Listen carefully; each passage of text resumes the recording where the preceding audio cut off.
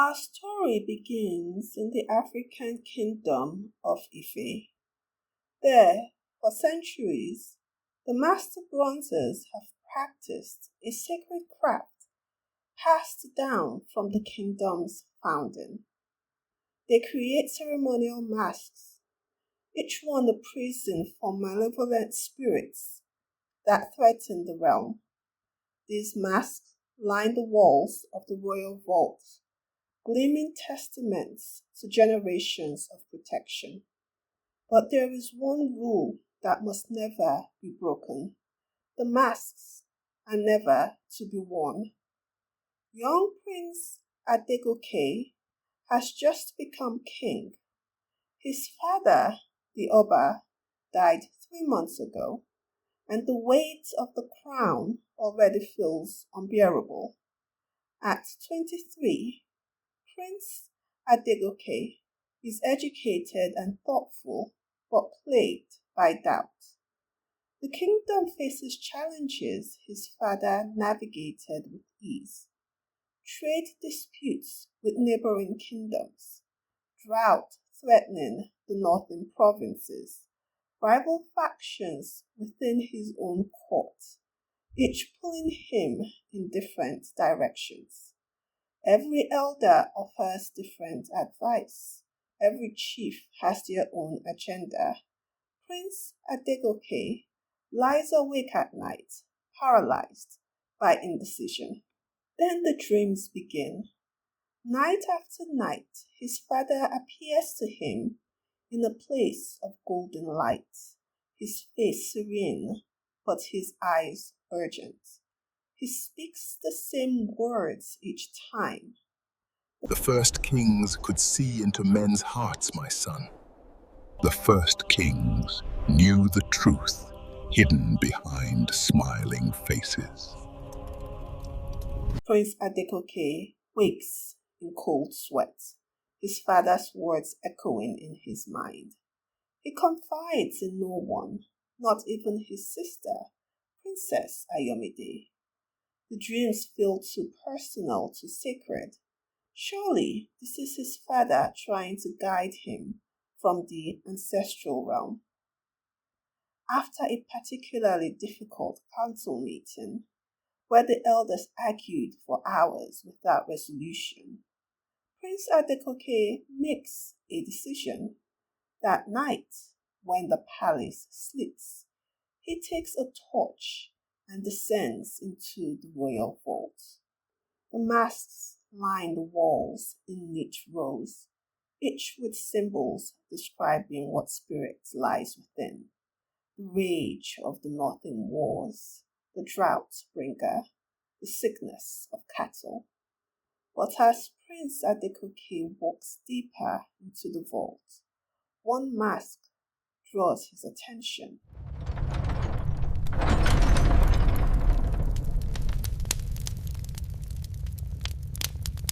It sits apart from the others in an alcove that seems older than the rest of the chamber. The mask is magnificent, bronze worked with such skill that it seems almost alive. Its surface is smooth, unlike the other masks. Prince Adegoke reaches for it, and the moment his fingers touch the bronze, he feels a pull, not physical, but something deeper, a rightness. This is what his father wanted him to find. Just for a moment, he whispers to himself, just to understand. He lifts the mask and places it over his face. For several heartbeats, nothing happens. Then warmth spreads from the bronze into his skin.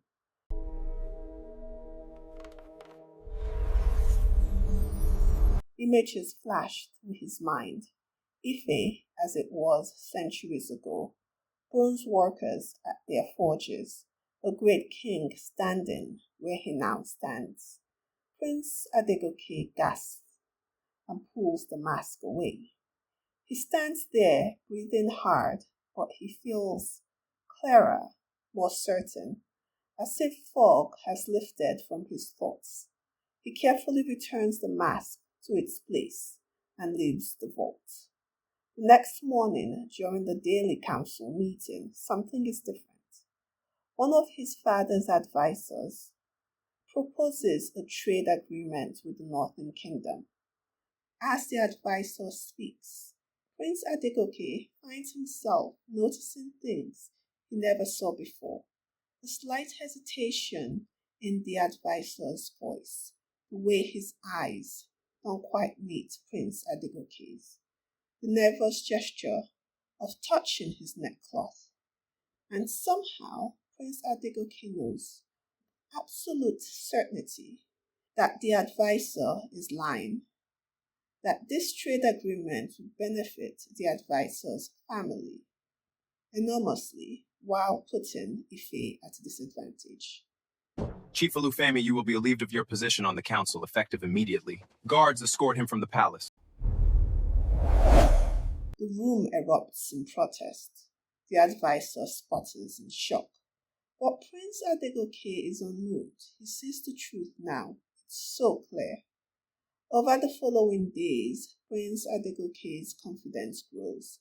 He enters the vault each night, wearing the mask for just a few minutes, and each time his vision becomes sharper. During the day, he looks at his council and sees what they are hiding. The elder, who always spoke so eloquently about the people's welfare, was actually embezzling from the royal treasury. His father's trusted war advisor was selling military secrets to rival kingdoms. One by one, Prince Adegoke exposes them. One by one, he has them arrested and exiled. Princess Ayomide watches this transformation with growing alarm. Her brother, once tentative and thoughtful, has become decisive to the point of ruthlessness. The council that governed Ife for decades is being dismantled piece by piece. Some of the men her brother had exiled were certainly corrupt. Even Princess Ayomide suspected them. But others, like the elder who helped raise them, teaching the prince strategy and warfare, she was certain that he was innocent. Brother, you've exiled half of Father's council in 3 weeks. The people are beginning to fear you. She confronts him one evening in the throne room, but her brother dismisses her coldly, a coldness to him that was frightening, causing a chill to run down Princess Ayomide's spine. She seeks out the master bronzer. Together they plan an intervention. They gather loyal guards and confront Prince Adegoke in the throne room one night, where they find him standing still, a mask in his hand. Have you been wearing that?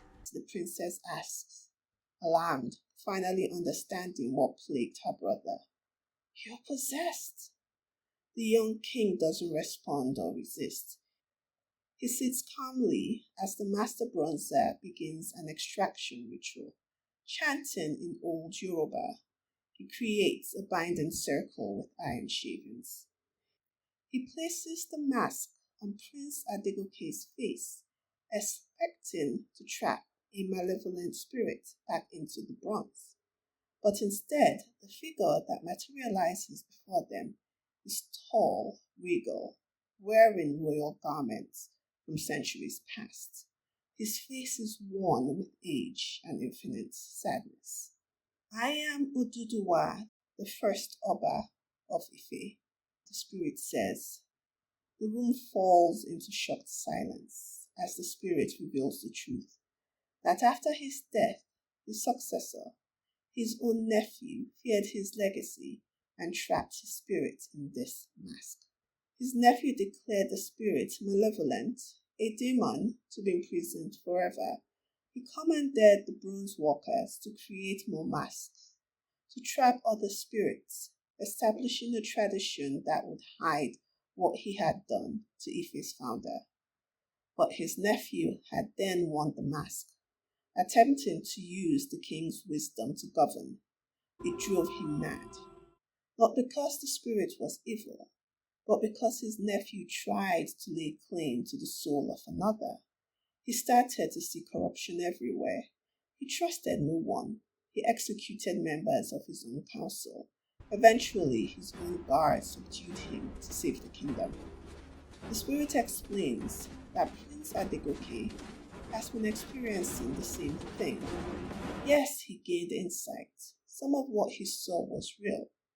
But Prince Adegoke also misinterpreted many things and exiled innocent people. The prince's face crumbles as he realizes what he's done. He reaches for the mask, insisting he can learn to use the insight properly, that he just needs more time, but the weary spirit shakes its head. Princess Ayomide tells her brother that the insight isn't his, it's borrowed and it's poisoning him. Prince Adegoke looks at the mask, then at his ancestral spirit, his heart breaking. Without it, he'll be uncertain again, afraid. How can he rule when he can't see into people's hearts? The spirit reminds him that good kings rule, not through supernatural sight, but by listening and observing, by surrounding themselves with advisors they trust, by accepting that they will make mistakes. The young king must rule by his own strength. The master bronzer takes the mask from Prince Adegoke's trembling hands. That night, under the new moon, he melts it down in the forge. As the bronze liquefies, the spirit of Oduduwa appears one final time.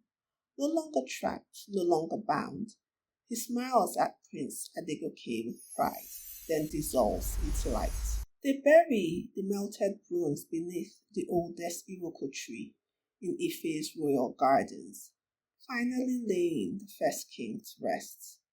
The weeks that follow are difficult as Prince Adegoke rights his wrongs, learning over the next few weeks, months, and years that leadership takes time, patience, and observation, that wisdom is gained through experience. His decisions are uncertain at first. He makes mistakes, but he also learns from them. The people of Ife, who had grown fearful of their king's suspicious nature, begin to see him as he truly is, young, imperfect, but genuinely trying to serve them well. Our story ends here. Thanks for watching. Don't forget to subscribe for more African history facts and fantasy stories.